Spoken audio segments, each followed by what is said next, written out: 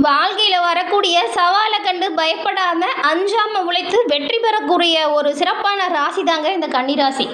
புதனோட ஆதிக்கம் இருக்கிறதுனால கல்வியிலையும் சரி ஆராய்ச்சியிலையும் சரி சிறந்து விளங்கக்கூடியவங்களாக நீங்கள் இருப்பீங்க. இந்த புதன் ஆதிக்கம் இருக்கிறதுனால இந்த கன்னிராசிக்காரங்க உங்களோட வாழ்க்கையில் எப்பவுமே சிறந்து விளங்கக்கூடிய ஒரு நிலையான வெற்றியை பெறக்கூடிய ஒரு ராசி அப்படின்னு சொல்லலாம். நீங்கள் செய்கிற வேலை ரொம்பவும் கச்சிதமாகவும் துல்லியமாகவும் இருக்கும். எந்த ஒரு விஷயமா இருந்தாலும் சரி நுணுக்கமாக அலசி ஆராய்ஞ்சு முடிவெடுப்பீங்க. சவாலை கண்டு அஞ்சாமல் உழைச்சி வெற்றி பெறக்கூடிய ராசி கன்னிராசி. சுற்றி இருக்கக்கூடிய இடம் சுத்தமாக இருக்கணும், வாழ்க்கையிலுமே ஒழுக்கமாக இருக்கணும் அப்படிங்கிற ஒரு கவனம் எப்பவுமே இருக்கும் இந்த கன்னிராசி அன்பர்கள். உங்களுக்கு பணத்தை சேமிக்கிறதுல ரொம்பவுமே ஆர்வம் காட்டுவீங்க. சிக்கனத்தை விரும்பக்கூடியவங்க கன்னிராசி அன்பர்கள். நீங்கள் உங்களோட வாழ்க்கையில் சிறப்பான உயர்வை பெற நீங்கள் என்ன செய்யணும், இந்த மாதத்தின் கிரக சூழல் என்ன மாதிரியான தாக்கத்தை ஏற்படுத்தியிருக்கு, எப்படி செயல்பட்டால் நன்மையை பெறலாம் அப்படிங்கிற ஒரு முழுமையான தகவலையும் தான் உங்களுக்காக இந்த பதிவில் நாங்கள் சொல்லியிருக்கோம். இந்த பதிவு நிச்சயமாக நீங்கள் பயன்பெறக்கூடிய வகையில் இருக்கும். ஸோ ஸ்கிப் பண்ணாமல் முழுமையாக பாருங்கள். நீங்கள் இப்போ தான் ஃபர்ஸ்ட் டைம் நம்ம சேனலை பார்க்குறீங்க அப்படின்னா மறக்காமல் சேனலை சப்ஸ்கிரைப் பண்ணி வச்சுக்கோங்க. இந்த கன்னிராசி என்பர்கள் உங்களோட வாழ்க்கையில் எல்லா வகையிலுமே நீங்கள் சிறப்பான உயர்வு வெற்றி நிலை இது ரெண்டையுமே பெறணும் அப்படின்னா நாராயணனோட அவதாரமாக இருக்கக்கூடிய கண்ணன், பெருமாள், வெங்கடேஷ பெருமாள், பாண்டுரங்கன், இந்த மாதிரி நாராயணன் அவதாரங்களில் புதன்கிழமையில் வழிபாடு செய்கிறதுனால நன்மையும் நல்ல ஒரு உயர்வையும் பெறலாம். உங்கள் வீட்டுக்கு பக்கத்தில் எந்த ஒரு பெருமாள் ஆலயம் இருந்தாலும் சரி புதன்கிழமையில் தொடர்ந்து வழிபடுங்க. கண்டிப்பாக நன்மைகளை உங்களோட வாழ்க்கையில் பெறுவீங்க. எல்லா வகையிலுமே இறைவனோட அருளால் சிறப்பான உயர்வு நன்மை இது எல்லாமே கிடைக்கப்பட்டு நீங்கள் நலமுடன் வாழ உங்களுக்கு வாழ்த்துக்களையும் உங்களுக்காக தெய்வத்திடம் நாங்கள் பிரார்த்தனையும் செஞ்சுக்கிறோம். அதே போல் உங்கள் குலதெய்வமும் பாருங்கள், பெருமாளின் அவதாரங்களில் ஏதாவது ஒரு தெய்வமாக இருக்கும். உங்கள் குலதெய்வத்தின் பெயரையுமே சேனல் கமெண்ட் பாக்ஸில் 3 முறை பதிவு பண்ணுங்கள். இறைவனின் அருளால் நீங்கள் நினச்சது நடக்கும், தொட்டது துலங்கும், எல்லாமே முன்னேற்றத்தை ஏற்படுத்தும். உங்கள் சுய ஜாதக கணிப்பை எளிய முறையில் கணிச்சுக்க விரும்பினா டிஸ்கிரிப்ஷனில் பாருங்கள், ஜோதிடரோட நம்பர் கொடுத்துருக்கோம். அந்த நம்பருக்கு நீங்கள் ஃபோன் பண்ணாலே போதும், எளிய முறையில் ஜாதக அமைப்பை தெரிஞ்சுக்கலாம். எல்லா வகையிலுமே சிறப்பான உயர்வையும் முன்னேற்றத்தையும் இதனால் நீங்கள் பெற முடியும்.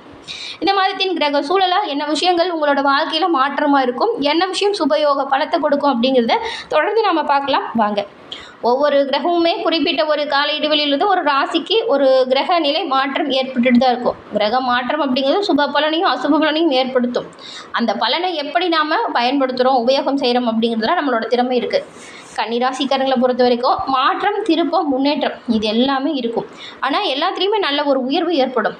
1ஆம் தேதி ராசிநாதன் நீச்சத்தை விட்டு வெளியே வரார், 8ஆம் இடத்துக்கு மாறுறாரு. நீச்சத்திலிருந்து வெளிவருவது நல்ல அமைப்புங்க. இந்த கன்னிராசிக்காரங்களை பொறுத்த வரைக்கும் தொழில் அமைப்பு சிறப்பாக இருக்கும். மறைமுக எதிரிகள் கிட்ட இருந்து கூட வெற்றி பெறும் யோகம் உண்டாகும். குரு ராகு 6, 10ஆம் இடத்துல இருக்கிறதுனால தொழில் அமைப்பில் இருக்கக்கூடிய மறைமுக எதிரிகளையும் மறைமுக எதிர்ப்புகளையும் நீங்கள் இப்போ சிறப்பாக வெற்றி பெறுவீங்க. அவ்வளவு அது அற்புதமான யோகம் உண்டாகுது. பாக்கியாதிபதி சுக்கிரன் 9ஆம் இடத்துல இருக்கிறதுனால தந்தை வழியில் நன்மை கிடைக்கும், சொத்துக்கள் கிடைப்பதற்கும் வாய்ப்பு இருக்குது. பாக பிரிவினையில் இருந்து வந்த பிரச்சனைகள் எல்லாமே இப்போ சரியாயிடும். உங்கள் உழைப்பிற்கு ஏற்ற ஊதியம், அதுக்கான அங்கீகாரம் இப்போ சரியாக கிடைக்கும். இதுக்கு முன்னாடி கூட இருக்கிறவங்களோட ஆதரவே உங்களுக்கு இல்லாமல் இருந்திருக்கும். இப்போ கூட இருக்கிறவங்களோட ஆதரவு பக்கபலமாக இருக்கும். குடும்பத்தோட ஆதரவும் உங்களுக்கு நல்லதாக இருக்கும். உங்களோட சொல்லுக்கு குடும்பத்தில் இருக்கிறவங்க கட்டுப்பட்டு நடப்பாங்க பாருங்கள். உங்கள் தந்தையின் ஆரோக்கியத்தில் நிறைய பின்னடைவு இருந்திருக்கும், நிறைய மருத்துவ செலவு உண்டாகியிருக்கும்.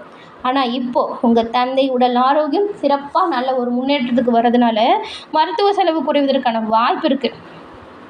அதே போல் தாய் தந்தை, வண்டி வாகனம், அதே போல் காதல்லையுமே நல்ல ஒரு நிலைமை, நல்ல ஒரு முன்னேற்றம் வரும். வெளிநாடு போய் படிக்கணும், வெளிநாடு போய் வேலைக்கு போகணும் அப்படின்னு நினச்சிட்டு இருந்தவங்களுக்குலாம் அதுக்கான அனுமதி கிடைக்கக்கூடிய ஒரு காலகட்டம் இது. இளைய பருவத்தில் இருந்து நல்ல ஒரு படிப்பு விஷயத்தில் முன்னேற்றம் அடையணும் அப்படின்னு நினைக்கிறவங்களுக்கு நீங்கள் நினச்ச இடத்துலேருந்து உங்களுக்கு கல்வி வாய்ப்பு இருக்கும். தொழிலுக்காக வியாபார ரீதியாக ஒரு சிலர்லாம் வெளிநாடு போகிற மாதிரியான வாய்ப்பு இருக்கும். அல்லது வெளியூர் போயாச்சும் உங்கள் வியாபார விரிவாக்கத்தை கண்டிப்பாக செய்வதற்கான வாய்ப்புகள் உங்களுக்கு வரும். வரக்கூடிய வாய்ப்புகளை சரியாக நீங்கள் பயன்படுத்திக்கிட்டால் ரொம்பவுமே நல்லதாக இருக்கும். திருமணமாகி ரொம்ப நாளாக குழந்தை பாக்கியம் இல்லாதவங்க தொடர்ந்து நீங்கள் புதன்கிழமையில் உங்கள் குலதெய்வத்தை வழிபாடு செய்யுங்க. குலதெய்வத்தின் அருளால் விரைவில் குழந்தை பாக்கியமும் கிடைக்கும். அதே போல் குழந்தைகள் உடல் ஆரோக்கியத்தில் ரொம்பவுமே பிரச்சனைகளை சந்திச்சுட்டு வந்தவங்களுக்கு உடல் ஆரோக்கியம் இப்போ சிறப்பாக மாறுறதுனால உங்களுக்கு ஒரு நிம்மதியான சூழல் உருவாகும். வேறு மொழி பேசுகிறவங்க, வேறு இனம் மதம் சேர்ந்தவங்களால் உங்களுக்கு நல்ல ஒரு ஆதாயம் ஏற்படும். அதே போல் வெளிநாட்டில் இருக்கிறவங்களுக்கு நல்ல சம்பளத்தோடு வேலை மாறுதல் உண்டாகும். பொருளாதாரத்தை இதனால் நல்ல ஒரு ஏற்றம் வரும். திட்டமிட்ட காரியம் சிறப்பான வெற்றியோகத்தை கொடுக்கும். எடுத்த காரியங்கள் எல்லாமே சிறப்பானதாக இருக்கும். குடும்பத்தில் நல்ல ஒரு மகிழ்ச்சி பிறக்கும். பெரும்பாலும் பழைய கடன்களை அடைச்சி இப்போ சிறப்பான உயர்வையும் நன்மையும் பெறக்கூடிய ஒரு அமைப்பு உங்களுக்கு உருவாகி இருக்குங்க. இந்த அமைப்பு கண்டிப்பாக நன்மையை ஏற்படுத்தும். வரக்கூடிய வாய்ப்புகளை சரியாக பயன்படுத்திட்டா நன்மையை நீங்கள் எல்லா வகையிலுமே பெறலாம். பணியில் நிலைத்த தன்மை இருக்கும். புதிய பொறுப்பு வரும். மேலதிகாரிகளோட ஆதரவும் பக்கபலமாக இருக்கும். வியாபாரத்தில் மெதுவான வளர்ச்சி இருக்கும். அது நிலையானதாக அமையும். பணவரவு சாதகமாக மாறும். தொழிலில் அற்புதமான முன்னேற்றம் ஏற்படக்கூடிய ஒரு காலகட்டம் இது. 14ஆம் தேதி அன்றைக்கி கர்மஸ்தானத்தில் ஏற்படக்கூடிய சுக்கிர குரு சேர்க்கையால் தொழில் வாழ்க்கையில் உங்களுக்கு நிகரற்ற மதிப்பு மரியாதை ஏற்பட நிறையவே வாய்ப்பு இருக்குது. நல்ல ஒரு பதவிகளும் அதோட உயர்வும் ஏற்படும். 11ஆம் தேதியிலேருந்தே பாருங்கள், செவ்வாய் ஆட்சி பலம் பெற்று அஷ்டமஸ்தானத்தில் நுழையிறதுனால நீங்கள் கொஞ்சம் கோபத்தை அதிகமாக தூண்டுறது போல் சில செயல்கள் இருக்கும். மற்றவங்களோட செயல்கள் தேவையில்லாமல் உங்களுக்கு கடுமையான வார்த்தைகளை பிரயோகம் செய்கிற மாதிரியான சூழலை கொடுக்கும். முடிஞ்ச அளவுக்கு கோபத்தை கட்டுப்படுத்திக்கோங்க. பொறுமையை காத்து செயல்படுங்க. இந்த 11ஆம் தேதி செவ்வாயால் சில பிரச்சனைகளுமே வரலாம். அதனால் கவனமாக செயல்படுறது நல்லது. 15ஆம் தேதிக்கு அப்புறம் பாக்கியஸ்தானத்தில் சூரியன் புதன் சஞ்சாரம் நடக்குது. இந்த காலகட்டம் பாருங்கள், அதிர்ஷ்டம் உங்களை தேடி வரும் ஒரு காலகட்டமாக இருக்குது. புனித பயணங்கள், தூரதேச பயணங்கள் இதெல்லாம் நிறைவேறும். கன்னிராசிக்காரங்களை பொறுத்த வரைக்கும் ஒரு புறம் தொழிலில் உச்சநிலையும் மறுபுறம் தனிப்பட்ட ஆரோக்கிய வாழ்க்கையில் சில சவாலையும் ஒரே நேரத்தில் பெறக்கூடிய ஒரு மாதமாக இது இருக்குதுன்னு சொல்லலாம். கடந்த மாதம் பாருங்கள், 7ஆம் வீட்டில் நிகழ்ந்த கிரக யுத்தம் இப்போ முடிவுக்கு வரதுனால உங்கள் கூட்டாண்மையில் இருந்து வந்த பெரும்பாலான பிரச்சனைகள் குறைவதற்கு நிறைய வாய்ப்பு இருக்குது.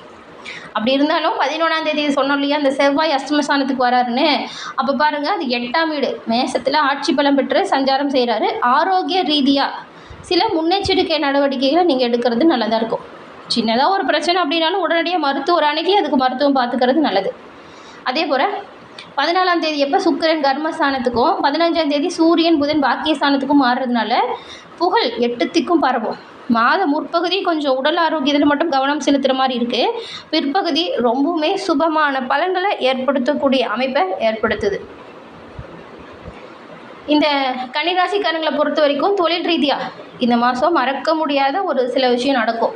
10ஆம் வீட்டில் ஏற்கனவே சஞ்சரிக்கிற குரு பகவான் 14ஆம் தேதி அன்னைக்கு பாக்கியஸ்தானம் மற்றும் தனஸ்தானத்தில் சுக்கிரனோடு கர்மஸ்தானத்தில் நுழையிறதுனால இந்த அற்புதமான ஒரு கிரக சேர்க்கை, குரு சுக்கிர சேர்க்கை அலுவலகத்தில் உங்களோட பேர் ஒழிச்சிட்டே இருக்கிற மாதிரி சிறப்பான ஒரு விஷயத்தை ஏற்படுத்தும்.